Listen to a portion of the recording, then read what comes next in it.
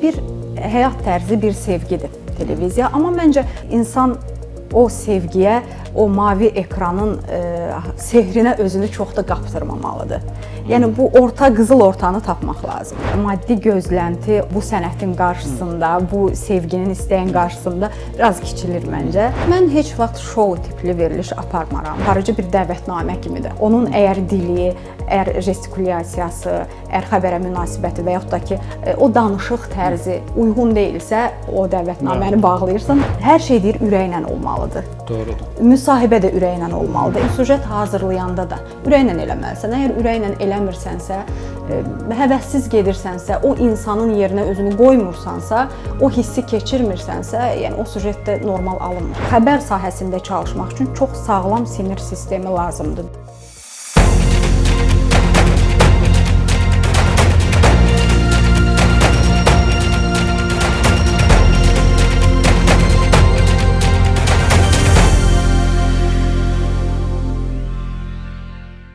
Salam dostlar, Füyuzat televiziyasında mən Tural İsmayılovun təqdimatında arxa plan verilişinin növbəti buraxılışını izləyirsiniz. Bu həftə sonu biz televiziya haqqında müzakirələrimizə davam edəcəyik və arxa planda mənim qonağım teleaparıcı Fatma Murtuzəliyevadır. Fatma xanım, xoş gəlmisiniz. Xoş gördük, çox sağ olun. Necəsiz? Sağ olun, təşəkkür edirəm. Siz yaxşı olun. Fatma xanım, televiziya sizin üçün nə ifadə edir?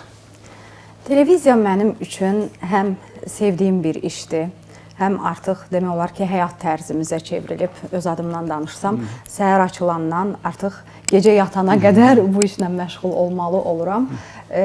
Bir həyat tərzi, bir sevgidir televiziya. Amma məncə insan o sevgiyə, o mavi ekranın sehrinə özünü çox da qaptırmamalıdır. Yəni bu qızıl ortanı tapmaq lazımdır. O mavi ekranın sehrinə özünü çox qaptırmaq necə olar? Yəni bəzən elə olur ki, məsələn, illərlə bu biraz vəfasız sənətdir. Burada bu sənətdə olan böyüklərimizin əfvinə sığınaraq deyirəm. Çünki bir müddət sonra efirdən uzaqlaşa bilərsən, efirdən ayrı düşə bilərsən və bu görünür olmaq təbii ki, hər insanın içərisində var. Yəni ekran qarşısında olmaq, görünür olmaq. Amma bir müddət sonra işlər düz getməyə bilər, ekrandan uzaqlaşa bilərsən. Bu səni daha çox ekrana bağlı olanda stresə sala bilər, sıxıntıya sala bilər.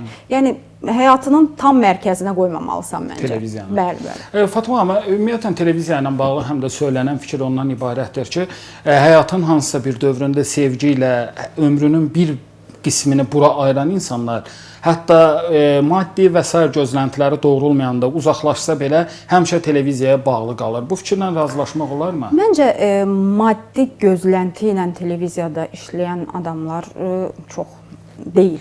Çünki maddi gözlənti o qədər də yəni bu sənətin qarşısında, bu sevginin, istəyin qarşısında biraz kiçilir məncə. Təbii ki, insan zəhmətin qarşılığını almaq istəyir. Yəni bundan küsüb getmərəm, məsələn, maddiyyata görə. Bəzən biz görürük, təbii ki, audiovizual şura xəbərdarlıqlar edir, hətta bəzən televiziya kanallarının yayımı müəyyən bir müddətdə dayandırılır da, televiziyada sizi qıcıq edən qüsurlar nələr olur?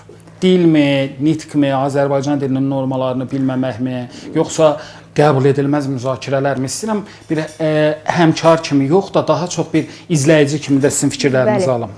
İzləyici kimi insanların şəxsi həyatlarının, ailə problemlərinin, insanların ulu ortada, belə deyək də, cəmiyyət içərisində, ekranda müzakirə olunması şəxsən öz adıma deyirəm, siz demişkən aparıcı kimi yox, sadəcə bir izləyici kimi sevmirəm, baxmıram və mənə nəsə bir şeylər qata biləcək verilişlər axtarıram. Baxanda da istər layihə olsun, istər nəsə bir şey öyrənməlisən. Əgər oradan nəsə bir şey almayacaqsansa, öyrənməyəcəksənsə, yəni məncə baxmağın da bir mənası yoxdur. Sizin üçün bəs bir qızıl norma varmı? Məsələn, bilirsiniz ki, dünyada televiziya ilə bağlı iki yanaşma var. Bir yanaşma odur ki, peşəkar bu xəbər aparıcıları, enkermenlərin daha çox söylədiyi odur ki, xəbər aparıcısıdırsa, o həmişə xəbər aparıcısı qalmalıdır. Amma biz indi görürük ki, elə bizim televiziyalarda da, dünyada da xəbər aparıcılığı sistemindən gəlib, indi fərqli verilişlər aparan insanlar var. Amma sonra darıxıb geri dönənlər də var. Bizim ölkəmizin dostu, Türkiyəli məşhur Fulya xanım kimi o xəbərdən gəldi, sonra başqa bir sosial veriliş apardı, bir də xəbərə qayıtdı. Sizin qızıl nöqtəniz varmı ki, mən heç vaxt bu tip verilişlər aparmaram? Mən heç vaxt şou tipli veriliş aparmaram. Niyə? Çünki təbiətimə uyğun deyil. Məncə bu aparıcının həm də veriliş, layihə xarakterinə uyğun olmalıdır. Sən orada özünü görmürsənsə əgər, o veriliş də uğurlu olmayacaq. Mən özümü orada görmürəm deyə yəqin ki, o da uğurlu alınmaz. Mən sadəcə xəbər və yaxud da ki, başqa mənim apardığım verilişlər var, təqdim elədiyim layihələr var. Orada məsəl üçün sosial, siyasi məsələlərlə belə qonaqlar dəvət edirik. Burada daha çox özümü görürəm. O dediniz, məsələn, şou verilişi heç amma yəni bilirsiniz ki, bu şou kültürü də dünya televiziyalarında elədir. Yəni populyar kültür daha çox izlənir, onlar daha brend verilişlər hesab edilir, onların daha çox sponsorları olur, daha çox gəlirləri olur. Yəni şou verilişinin aparıcısı olmaq o demək deyil ki, sən bəlli kriteriyalardan vaz keçəsən, elə deyilmi? Təbii ki, hər layihənin özünün aparıcısı var və hər layihənin də xarakteri var, hər verilişin də öz xarakteri var. Mən demirəm ki, heç kimi qınamıram. Yəni öz insanın xarakteri, tərzi nəyi tələb eləyirsə, onu eləməlidir. Şou verilişləri var, yəni baxımlı olanlar da var. Hər layihənin, hər verilişin öz izləyicisi var, öz kütləsi var. Yəni ona tələb var ki, bu dəqiqə reytinqlər var. Siz demişkən maddi cəhətdən televiziyaya müəyyən qatqılar olur.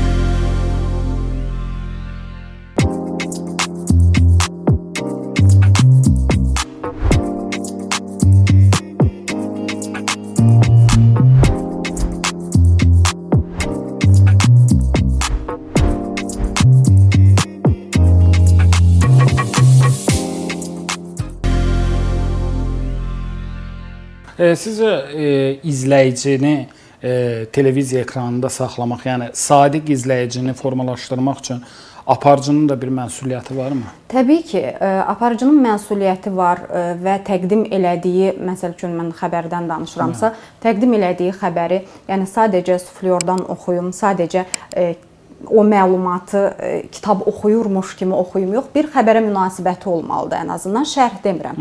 Ən azından gestikulyasiya ilə, mimika ilə bunu eləməlidirlər, məncə. Bəs indi bu sosial medianın bu qədər imkanlarının genişlənməsi o sadiq televiziya izləyicisini ekran qarşısında saxlaya bilirmi?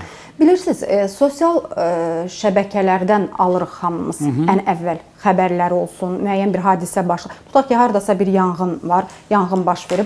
Biz axşam saat 9-u onu gözləmirik ki, xəbər olsun, biz onu xəbərdən izləyək. Məsələn, həmən sosial şəbəkədən bunu görürük, bilirik. Amma o məlumatın dəqiq və səliqəli şəkildə axşam saat 9-da, 10-da buraxılış haçandısa, həmən xəbərlərdə baxırıq. Yəni, sosial şəbəkədə xəbəri vermək daha asandır, daha tezdir və oradan xəbər alımı da elə. Amma ki, televiziya daha səliqəli, daha dəqiq, daha qərəzsiz tələb edir. Televiziyada dezinformasiyaya yer də yoxdur. Dezinformasiyaya yer yoxdur, bəli.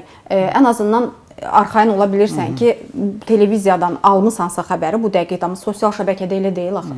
Bəs televiziyaların sosial şəbəkələrlə rəqabət apardığı haqda fikirlərlə nə qədər razısınız? Televiziyanın sosial şəbəkələrə uduzacağı ilə bağlı söz-söhbətlər də var idi bir müddət əvvəl. Düşünmürəm. Çünki yenə də dediyim kimi, o dəqiqliyi heç vaxt sosial şəbəkə kanalları məncə əvəz eləyə bilməz. Belə düşünürəm. Sizcə teleaparıcı üçün deməli nitq, dilin normalarını yaxşı bilmək, gözəl zahiri görkəm, bunlar hər biri bir yerdənmi önəmlidir, yoxsa bunlardan biri daha üstün olmalıdır? Mənim fikrimcə ilk olaraq görünüş deyəndə, məsələn, televizoru açırsınız və ilk olaraq vizual görünüşdür. Məncə aparıcı bir dəvətnamə kimidir. İlk olaraq görürsən, sonra açırsan, onun əgər dili, əgər gestikulyasiyası, əgər xəbərə münasibəti və yaxud da ki, o danışıq tərzi uyğun deyilsə, o dəvətnaməni bağlayırsan, hamımızın bir knopqalıq canımız var da, belə deyə bilərik. Onda siz yəni bu hər üçünü belə deyək də eyni dərəcədə vacib sayırsınız. Birinci, mənə belə gəlir ki, ən azından tamaşaçı qarşısına çıxırsansa, gözə xitab eləyirsənsə, mütləq şəkildə o normalara uyğun olmalıdır, intellekt olmalıdır, empatiya hissi olmalıdır. Bu mütləqdir. Müxbirdə də, aparıcıda da, yəni sən danışırsansa və yaxud da ki, qarşındakına xəbəri verirsənsə, ən azından bunun fərqində olmalısan. Sadəcə oxuyum, keçim yox. Dediniz, empatiya hissi olmalıdır. Yəni izləyici ilə empatiya hissi və yaxud da studiyaya gələn qonaqlarla empatiya hissi. Bizim aparıcılar sizcə buna nə qədər uyğun davranırlar? Mən ona qərar verə bilmərəm nə qədər. Mən izləyici kimi soruşuram. İzləyici kimi bəziləri uyğun davranırlar. Məncə empatiya hissi daha çox müxbirlikdə olur. Məsəl üçün mən belə hiss eləmişəm. Tutaq ki, hər hansı bir hekayəni insanların həyatına toxunursan, müxbirlik edərkən, kiminsə hekayəsini işıqlandırırsan və bu hekayələr bəzən hüzünlü olur, bəzən sevincli olur və onda daha çox empatiya hissi olur adamda. Ona görə müxbirlikdən, o mətbəxdən gələndə aparıcılığa, ekran önünə daha çox empatiya hissi olur. Daha çox insan o xəbəri canı dildən oxuya bilir. Hər aparıcının intellekti olmalıdırmı? Təbii ki, olmalıdır. Siz intellektsiz aparıcını ekran qarşısında əyləşib izləyici olanda hiss edə bilirsinizmi o aparıcının intellekti? Məncə hamı hiss edə bilir onu.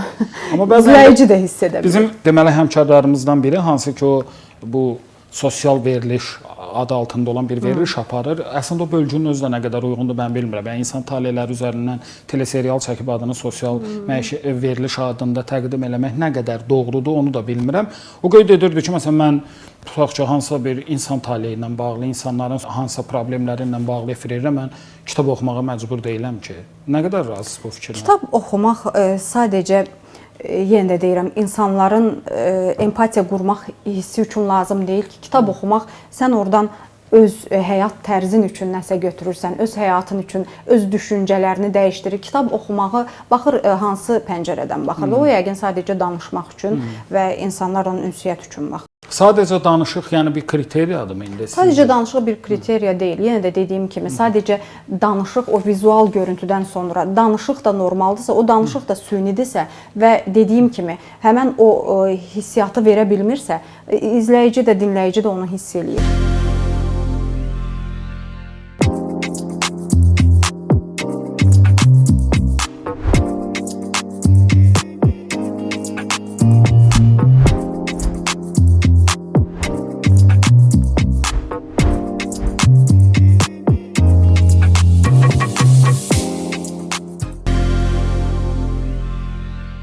Sizin üçün bəs yaxşı jurnalistika, indi həmişə televiziya jurnalistikası ilə məşğul olanlar deyir ki, mən ancaq özümü bu sahədə görürəm. Sizin üçün jurnalistikanın digər sahələrinə qədər cəlbedicidir və yaxud da gələcəkdə tutaq ki, televiziyadan kənarlaşıb jurnalistikanın digər alternativ sahələrində özünüzü sınamaq, işləməyə çalışmaq istəyirsinizmi? Mən müxbir işləmişəm. Hələ də işləyirəm. Müxbirliyi sevirəm. Müxbirlik dediyim kimi aparıcılıqdan daha cəlbedicidir. Sizin üçün? Mənim üçün, bəli. Çünki daim inkişafdasan, daim nəsə öyrənirsən və o həyəcanlı bir dinamika var. O dinamikanın içərisində özünü tapırsan. Yenə də dediyim kimi başqa insanların həyatına toxuna bilirsən və bu çox böyük bir avantajdır. Amma başqa qolları deyərkən başqa nə ilə nəzərdə yəni məsələn sayt jurnalistikası və yaxud da qəzet jurnalistikası? Yox, qəzetdə mən nəşriyyatda birinci kursda olarkən çalışdım, amma yox, orada özümü tapa bilmədim. Çünki daha çox hərəkət, hiperaktiv insan olduğum üçün. Yazı necə? Yazı ilə necə? Nəsə yazırsınızmı? Təbii ki. Məsəl üçün müxbir olaraq gediriksə, bir hadisə baş veribsə və yaxud da ki, bir insanın həyat hekayəsinə toxunuruqsa, gedirik o insanla həm söhbət oluruq və detalları götürürük. Özümüzdə empatiya hissini daha çox özümüzü o insanın yerinə qoyuruq və onu mətn şəklində hazırlayırıq. Daha sonra süjet halına gətiririk, daha sonra efirə veririk. Yəni bu da uzun bir prosesdir. Həm də bir xəbəri hazırlamaq, məsələn izləyici televiziyada bir xəbər süjetini izləyir, o nə qədər olur? Ta ki 2 dəqiqə, 3 dəqiqə məsəl. Amma o 3 dəqiqəlik süjetin ərsəyə gəlməsi üçün bir xeyli zaman xərclənir. Çox zaman, çox sadəcə müxbir üçün yox, həm operator, həm sürücü üçün, yəni bu əziyyətli bir şeydir, əslində zəhmətli bir şeydir. Bəs yadda qalan süjet hazırlamaq üçün nə lazımdır sizcə? Məsələn, o süjetin içərisində bəhs olunan problemin özünün aktuallığından mı asılıdır, yoxsa biraz onu təqdim etmədən mi asılıdır? Yoxsa xəbərlərin bu qədər dəyişdiyi bir dövrdə süjet niyə yadda qalan olsun, belə mi düşünürsünüz? Əslində bu sahədə suya yazı yazmaq kimi bir şeydir. Yadda qalan, məsəl üçün, nəsə möhtəşəm bir süjet hazırlayırsan, maksimum şəkildə 1 ay, 2 ay insanların yadında qalar. Çünki informasiya yüklülüyü o qədər çoxdur ki, sosial şəbəkələr olsun, ətraf olsun, yəni insanlar o qədər məşğuldular ki, yəni sırf yadda qalmaq üçün nəsə etməyi düşünmürəm ki, bunu illərlə unutmayacaq. Amma ən azından ürəyə toxunan, bu yaxında Əli Səmid Kür vəfat elədi, Allah rəhmət eləsin. Mən ondan bir müsahibəmiz var idi, onu paylaşmışdım bu yaxında. Deyir ki, hər şey deyir ürəklə olmalıdır. Doğrudur. Müsahibə də ürəklə olmalıdır. Elə onu ifadə eləyirdi ki, mən deyir bura sözün üstünə gəlmişəm. Əgər deyir sualları əvvəlcədən sizdən istəsəydim, onun deyir heç bir müsahibənin izləyici də biləcəkdi. Onun heç bir mahiyyəti qalmayacaqdı. Elə məsəl üçün süjet hazırlayanda da ürəklə eləməlisən. Əgər ürəklə eləmirsənsə, həvəssiz gedirsənsə, o insanın yerinə özünü qoymursansa, o hissi keçirmirsənsə, yəni o süjetdə normal alınmır. Fatma xanım, bir də həmkarlarımızın tez-tez şikayət elədiyi bir məqam var. Yəqin siz də görürsünüz. Məsələn, ixtisaslı jurnalistika məsələsi. Bu saytlarda da var, televiziyada. Bir müxbir həm siyasətlə bağlı sujet hazırlayır, həm iqtisadiyyat, həm sosial. Yəni indi təbii telekanallar da özəlliklə özəl telekanallar deyir ki, biz yəni hər sahə üzrə ayrıca müxbirlər, ştat yaratmaq və s. bu əlavə maddi yükümlülükdür və s. Bu barədə sizin fikirləriniz mənim üçün maraqlıdır. Çünki siz daim xəbərin içindəsiniz, ona görə mövqeyinizi bilmək istəyirəm. Bəli, ixtisaslı jurnalistika deyəndə əslində məsəl üçün mən öz adıma danışacağam. Mən iqtisadi məsələləri heç bilmirəm, xəbərim yoxdur. Məsələn, bir dəfə məni göndərdilər iqtisadiyyat tədbirinə. Orada da rəqəmlər qarışıq. Yəni onu gəlib mən normal şəkildə çox çətinlik çəkdim və redaktoruma dedim ki, çox xahiş edirəm, məni bir də iqtisadi məsələlərə qatmayın da. Çünki yenə də deyirəm, insanın özünü tapması lazımdır. Əgər sənin həvəsin məsələn sosialadsa, sən sosialı işləməlisən, həvəsin və bacarığın siyasiyyətsə, siyasini işləməlisən. Onda daha uğurlu alınır. Nəinki bacarmadığın və xoşuna gəlməyən bir sahədə özünü məcbur eləmək və hamı da hər şeyi bilmək məcburiyyətində deyil məncə. Yəni hər müxbirin bir istedadı var, bir bacardığı sahə var. Yəni məncə onu eləməlidir. Amma biz bəzən bunu bax xəbər saytlarında da görürük, televiziyada da görürük ki, bir müxbir ekoloqdan da müsahibə alır, iqtisadçıdan da. Bu biraz qarışıqdır. Qarışıqdır, müxbirin özü üçün də qarışıqdır. Yəni çünki hər bir işi eyni zamanda uğurlu görə bilməzsən axı. Yəni onlar məncə yarımçıq qalır. Siz bir neçə layihə, bir neçə həm kanalla, həm saytla bilirəm əməkdaşlıq eləyirsiniz və efirdən əvvəl vurğuladınız ki, bəzən bütün işləri yekunlaşdırmaq axşam saat 10-a, 11-ə qədər çəkir. Belə olan təqdirdə sizin əlavə öz həyatınıza belə deyək də kitab mütaliəsinə, digər maraqlı məşğuliyyətlərə, araşdırmağa və s. zamanınız qalırmı? Avtobusda, metroda. Ancaq harda? Avtobusda, metroda, ictimai nəqliyyatda çantamda gəzdirirəm. Vaxt olduqca oxuyuram. Amma siz bu həyat tərzini də sevirsiniz də. Çünki televiziyanı siz həyat tərzi kimi qəbul edirsiniz. Sevirəm, amma ki yorucudur. Çünki insanın bir yaşdan sonra daha çox sakitlik istəyir, özünə daha çox vaxt ayırmaq istəyir. Bu baxımdan televiziyanın avantajları və dezavantajları deyə bir şey var. Avantajları odur ki, dediyim kimi göz önündə olursan, insanların həyatına toxuna bilirsən. Məsələn, minlərlə insanın ailəsinə, evinə qonaq ola bilirsən bir xəbərlə və yaxud da ki bir layihə ilə. Amma dezavantajları da odur ki, özünə vaxt ayıra bilmirsən və gec saatlara qədər çalışmalı olursan belə. Və sonuncu sualı ünvanlamaq istəyirəm Fatma xanım. Siz dediniz ki, televiziyanın avantajları və dezavantajları. Bizi izləyən jurnalistika fakültəsinin tələbələri üçün televiziyanın avantajları nədir, dezavantajları nədir? Bizi izləyən gənclərimiz varsa, bizə məsələn işlədiyim televiziyada gəlirlər, çox həvəslidirlər, çox təqdir eləyirəm. İstək varsa içərisində, ürəyində, onu məncə Türk demişkən ərtələməsinlər, təxirə salmasınlar və üzərinə düşsünlər. Çünki ilk uğursuzluqda bəzən olur, gənclər gəlir, istəmirlər, ruhdan düşürlər, sınırlar. Amma məncə mübariz olmaq lazımdır. Əgər bir şeyi istəyirsənsə, onun arxasınca getmək lazımdır. Digər tərəfdən bəzi insanlar da olur ki, gəlir, sadəcə aparıcı olmaq istəyir, müxbirlik eləmək istəmir, adicə bir küçə sorğusuna çıxmaq istəmir. Yəni sadəcə geyinim, bəzənim, ekrandan oxuyum. Amma məncə bu da yəni biraz əvvəl də danışdıq. Yəni çox da səmimi alınmır. Bəs dezavantajlar? Dezavantajları sadəcə vaxt baxımındandır və çox xəbər sahəsində çalışmaq üçün çox sağlam sinir sistemi lazımdır deyirəm. Çünki həssas olan insanlar üçün, xarakteri həssas olan insanlar üçün xəbər sahəsində çalışmaq rahat deyil. Məsələn, mənim qəbul eləyə bilmədiyim, illərdir xəbərin içində olsam belə, uşaq təcavüzləri, uşaq gəlinlər, 13, 14, 15 yaşında gəlin olan uşaqlar, qadın qətilləri, məsələn, bu yaxında Gəncədə başı kəsildi, boşanmaq istəyir deyə bir qadının. Bax, bu xəbərləri sadəcə xəbərdir deyə oxuyub keçə bilmirsən. Yəni bu da sənə təsir eləyir. Gün ərzində məsələn gedirsən evə, işlərini görürsən, amma beyninin bir tərəfində daim o fikrin ordadır. Daim onunla danışırsan ki, yəni necə ola bilər bu ədalətsizlikdir axı. Yəni sinir sistemini çox məhv eləyən bir şey. Bəli, razıyam, qatılıram. Çox sağ olun Fatma xanım, təşəkkür edirəm. Siz sağ olun. Xatırladım ki, arxa planda mənim qonağım teleaparıcı Fatma Murtuzəliyeva idi. Biz televiziya haqqında maraqlı, səmimi bir müzakirə apardıq. Sağ olun, salamat qalın.